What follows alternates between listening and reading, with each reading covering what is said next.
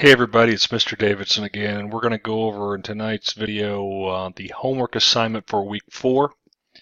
You were given some data from the marketing department, and as usual, those folks don't know how to use Excel, so they pass it over to the engineering and manufacturing folks and logistics folks to do the hard lifting and heavy lifting because they're too busy creating new ideas. But the only difference between the data I'm going to present now and the homework assignment wanted you to create 2 different worksheets. But because I want you to see them side by side for purposes of doing this exercise, I want to do them all on the same worksheet. Other than that, everything should be exactly the same. On the left, we're going to use traditional formulas. On the right, we're going to do some named ranges and use name ranges in our formulas. All right, so we go through the homework and there's a definition of net sales and defectives. Let's start with that first. Equal sign, net sales equals sales minus returns minus defectives. And we know that defective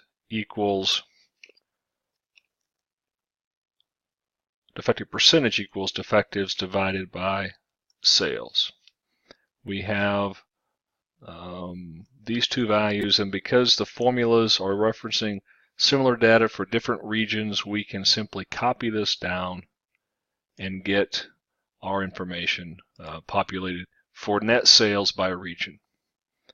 We also need to do totals here for sales, returns, and defectives. And we know that that is simply the function sum or equal sum, choosing the range and hitting enter. We also learned the trick last week where we can highlight multiple rows if we're going to do sums. Type in the formula in the first row and hold down the control key while hitting enter, and it will populate all 3 of those. And of course, you can double check your work by looking down here in the bottom right hand corner. This says 884, this says 884. We know we're correct.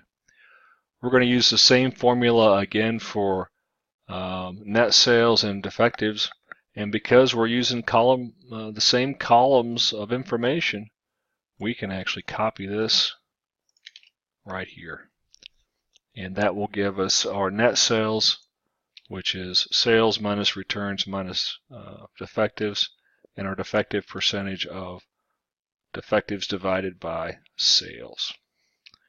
We're also asked what the highest sales volume is for all the regions.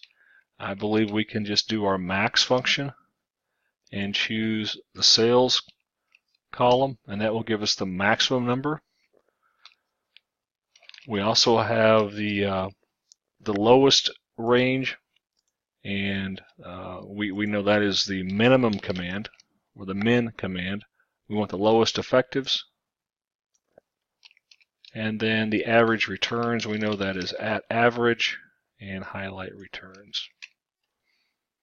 All right, and there's the information created in a manner using traditional formulas.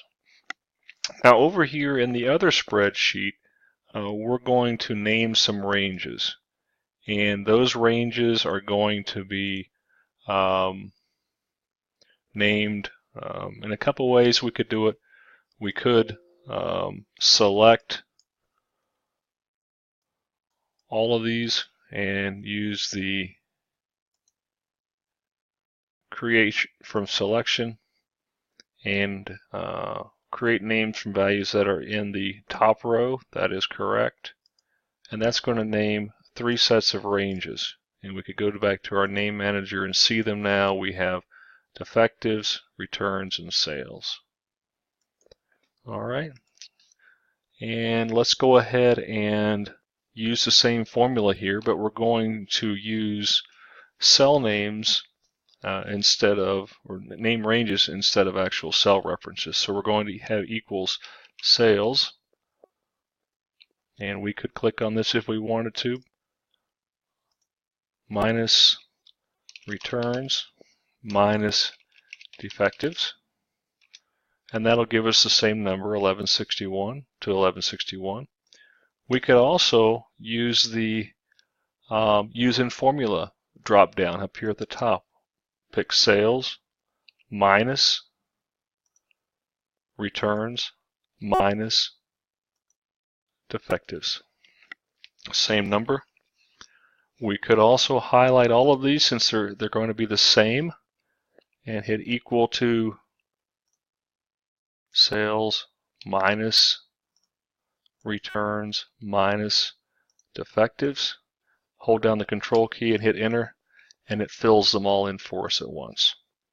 And defective percentage is equal to defectives, we can choose that here, divided by sales. And we need to format that correctly. We've got 1 decimal place, and it is centered. And we can copy that down, or we could have highlighted all the rows and hit Control Enter. For the totals, we're going to enter the name ranges at sum or equals sum sales. We have equals sum returns. We could click it, and we could hit the use in formula for the different named ranges, and it gives us again the same answers as we had in the other spreadsheet.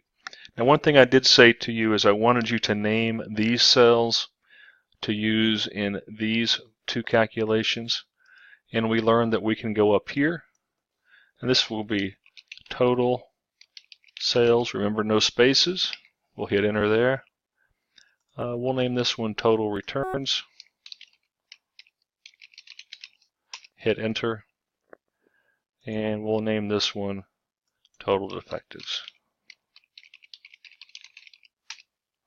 Alright, and if we want to make sure our name ranges were taken, we can go in into our name manager, and here they are: total sales, total returns, and total defectives. And then we have total sales